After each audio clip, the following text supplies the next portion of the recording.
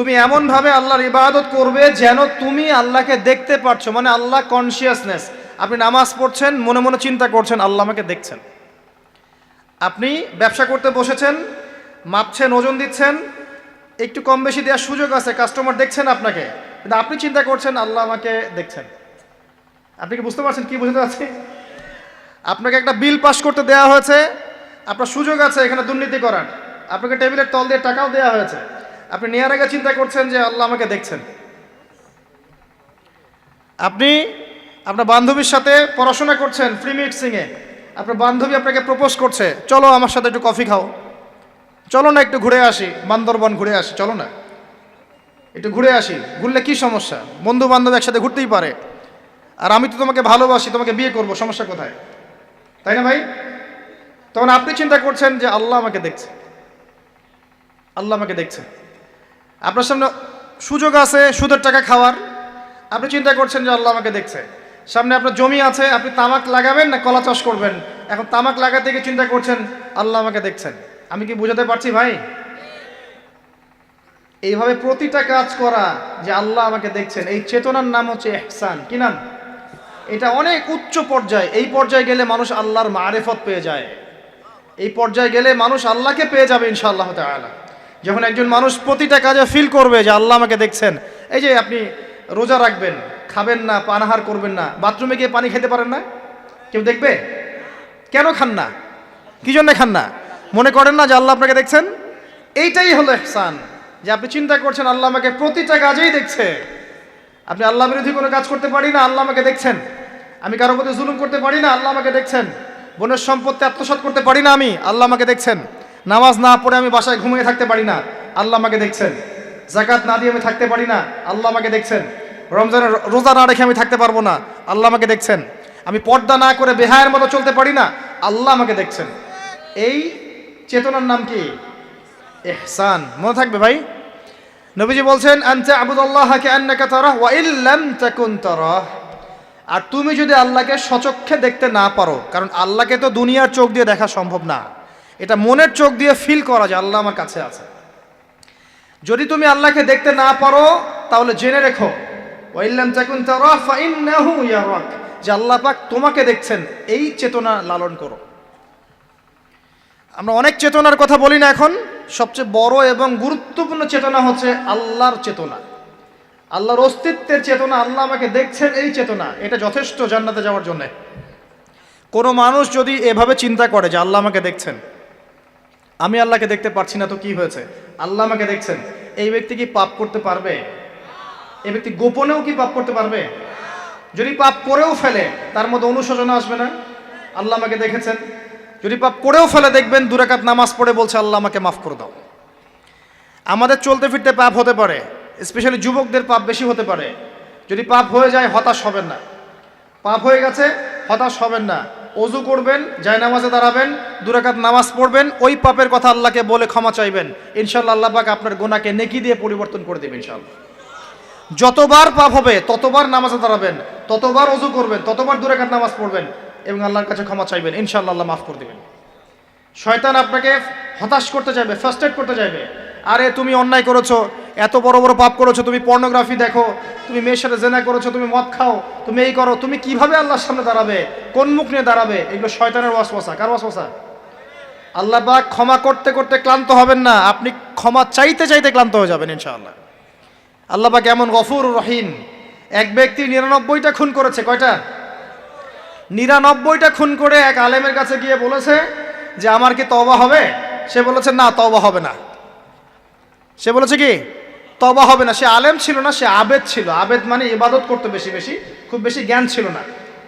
আমাদের মতো আমরা কিন্তু ইবাদত বেশি করি, জ্ঞান খুব কম। তো সে ছিল আবেদ, সে বলেছে না, তওবা হবে না। তো ও বেটারেও কোপ দিয়ে 100টা খুন করে ফেলেছে, 100 ফিলাপ। এবার সে চিন্তা করছে যে আমি কি করব। আরেকজন আলেমের কাছে গিয়ে বলছে আমি 100টা খুন করেছি, তওবা হবে?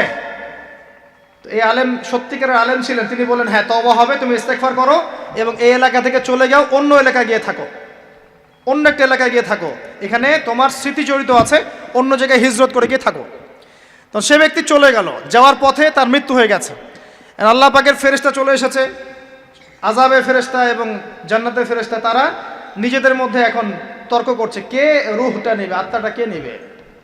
ওই যে রূহ কাকে বলে, সায়েন্সকে জিজ্ঞাসা করেন, সায়েন্সের প্যান্ট খারাপ হয়ে যাবে, রূহ কাকে বলে উত্তর দিতে গিয়ে। এখন আল্লাহ পাক এই বান্দাকে মাফ করতে চাচ্ছেন, তিনি কি করলেন, আল্লাহ পাক কৌশল করলেন।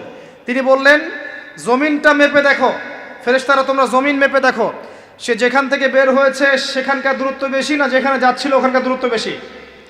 এবং আল্লাহ পাক জমিনকে আদেশ করলেন এই জমিন তুমি লম্বা হয়ে যাও। জমিন আল্লাহর আদেশ শোনে না? এই পাহাড় আল্লাহর আদেশ শোনে না? শোনে। পাহাড়ে যা হচ্ছে, আল্লাহ রাব্বুল আলামিনের গজব চলে আসলে এই পাহাড় দেখবেন মানুষের উপর গজব ফেলবে ইনশাআল্লাহ তাআলা। সমুদ্রের কিনারে যা হচ্ছে আমরা দেখে আসলাম যে নগ্নতা অশ্লীলতা চলছে, যখন আল্লাহ পাকের গজব আসবে দেখবেন সমুদ্র ভাসিয়ে দিবে সবাইকে, দেখে নিন ইনশাআল্লাহ। আল্লাহর আদেশ যখন চলে আসবে প্রকৃতি আল্লাহর কথা শুনবে। জমিনকে আল্লাহ বললেন লম্বা হয়ে যাও, জমিন লম্বা হয়ে গেল। এবার ফেরেশতারা মেপে দেখলো সে যেখানে যাচ্ছিল ওর পরিমাণটা বেশি। আল্লাহ পাক বললেন ওকে মাফ করে দাও, ওকে মাফ করে দেওয়া হলো। 100 খুন করেছে। কত খুন? এটা বলে আপনাকে আমি খুন করতে উৎসাহিত করছি না, কথা কি বুঝতে পারছেন? আমি আপনাকে খুন করতে উৎসাহিত করছি না, আমি বলছি আল্লাহ পাকের দয়া এত প্রশস্ত যে আপনি পাপ করলে হতাশ হবেন না, হতাশ হয়ে যাবেন না। আমি অনেক পাপ করে ফেলেছি আল্লাহ মাফ করবেন না, এমন চিন্তা করবেন না। আরেক ব্যক্তির ঘটনা আছে, এগুলো কিন্তু গল্প না, এগুলো বনী ইসরাইলের কাহিনী, সত্যিকারের ঘটনা। আরেক ব্যক্তি এত বেশি পাপ করেছিল যে নিশ্চিত যে আমি মারা গেলে জাহান্নামে যাব। এখন সে মওতের আগে তার সন্তানদেরকে বলছে যে আমি মারা গেলে আমার লাশটাকে পুড়িয়ে ফেলবা, লাশটা পুড়িয়ে ফেলে অর্ধেক ছাই বাতাসে ভাসিয়ে দিবা, অর্ধেক ছাই সাগরে ভাসিয়ে দিবা, অর্ধেক ছাই বাতাসে উড়িয়ে দিবা, অর্ধেক ছাই সাগরে ভাসিয়ে দিবা। সন্তানরা তাই করলো। আল্লাহ পাক সাগরকে বললেন ছাই জমা করে দাও, বাতাসকে বললেন ছাই জমা করে দাও। এরা ছাই জমা করে তাকে আবার পুনরুত্থিত করা হলো। এবার আল্লাহ জিজ্ঞাসা করছেন তুমি এই কাজটা কেন করেছিলে, বলো এই কাজ তুমি কেন করেছো? সেই ব্যক্তি বলছে মিন খশিয়াতিকা ইয়া রাব্বি, হে আল্লাহ আমি তোমার ভয়ে এই কাজটা করেছি। আর তুমি আল্লাহ খুব ভালো করেই জানো যে আমি তোমার ভয়ে করেছি না অন্য কোনো কারণে করেছি। আল্লাহ পাক বললেন তুমি আমার ভয়ে যদি করে থাকো আমি তোমাকে মাফ করে দিলাম। একজন ব্যভিচারী নারী, প্রস্টিটিউট বোঝেন, পতিতা বোঝেন, পতিতা বা যৌনকর্মী যে শব্দগুলো বোঝেন? আচ্ছা, এটা তো এখন একটা প্রফেশন হয়ে গেছে, তাই না? মানুষ এটাকে একটা প্রফেশন হিসেবে নিয়েছে, নাউযুবিল্লাহ।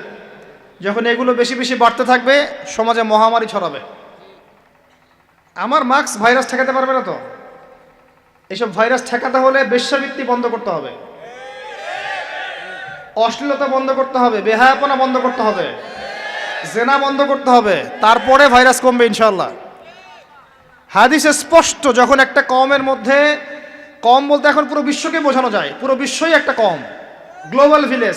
যখন একটা জায়গার মধ্যে জেনা বেড়ে যায়, নোংরামি বেড়ে যায়, মদ পান করার প্রবণতা বেড়ে যায়, অশ্লীলতা বেড়ে যায়, জেনা বেড়ে যায়, এই যে ধর্ষণ বেড়ে যায়, ব্যভিচার বেড়ে যায়, অবৈধ যৌন সম্পর্ক বেড়ে যায়, তখন আল্লাহর পক্ষ থেকে এমন এমন আযাব আসে, এমন এমন রোগ আসে যেগুলো কখনো মানুষ নামও শোনে নাই। সমকালীন প্রেক্ষাপটটা মিলান, দেখবেন যে সারা বিশ্বে কিভাবে জেনা বেড়েছে। জেনা, পর্নোগ্রাফি আর ধর্ষণ আর পরকীয়ার ব্যভিচার ঘরে ঘরে ঢুকে গেছে। এখন ঘরে ঘরে তো ভাইরাস ছড়াবে না তো কি ছড়াবে? কোরআন এবং সুন্নাহর আলোকে যদি আপনি পরিপূর্ণ জীবনযাপন করেন, বেশি বেশি কোরআন তেলাওয়াত করেন, আশা করা যায় আপনি কিছুটা হলেও সুস্থ থাকতে পারবেন ইনশাআল্লাহ। তবে একটা কথা মনে রাখবেন, যখন চতুর্দিকে ফিতনা ফাসাদ এবং ফাসাদ ফিতনা এবং আল্লাহর গজব ছড়িয়ে পড়ে, তখন ভালো মানুষরাও বাঁচতে পারবে না। বরং ভালো মানুষদেরকে আল্লাহ পাক আগে সরাই দিবেন। তুমি মিয়া একা একা ভালো ছিলা, মানুষকে তুমি ভালো কাজের আদেশ করো নাই কেন, অসৎ কাজে নিষেধ করো নাই কেন, তুমি আগে ধ্বংস হও, ওকে আগে ধ্বংস করে দিবে আল্লাহ পাক। আল্লাহ পাকের সুন্নাত এরকমই। যাই হোক, যেটা বলছিলাম, এক মহিলা এরকম প্রস্টিটিউট ছিল, বেশ্যাবৃত্তি করে সংসার চালাতো, জীবন চালাতো। একদিন চলতে পড়তে দেখলো একটা কুকুর পানি পান করার জন্যে তৃষ্ণার্ত অবস্থায় তার প্রায় মৃত্যু হয় অবস্থা। তখন সেই মহিলা তার মোজাটা খুলে একটা কূপের নিচে নামিয়ে দিয়ে সেখান থেকে পানি উঠালো, উঠিয়ে এই কুকুরকে পানি পান করালো। আল্লাহ পাক এই ব্যভিচারী মহিলাকে এই কুকুরকে পানি পান করানোর ওসিলায় মাফ করে জান্নাতে দিয়ে দিয়েছে। আমি এই কথাটা বোঝাতে চাচ্ছিলাম যে পাপ হয়ে গেলে, চলতে পথে ঈমান নিয়ে চলতে পথে গিয়ে পাপ হয়ে গেলে হতাশ হবেন না। ওযু করবেন, নামাজে দাঁড়াবেন, ক্ষমা চাইবেন, আবারও শুরু করবেন। পারবেন না ইনশাআল্লাহ? আল্লাহ পাক তৌফিক এনায়েত করুন, আমিন।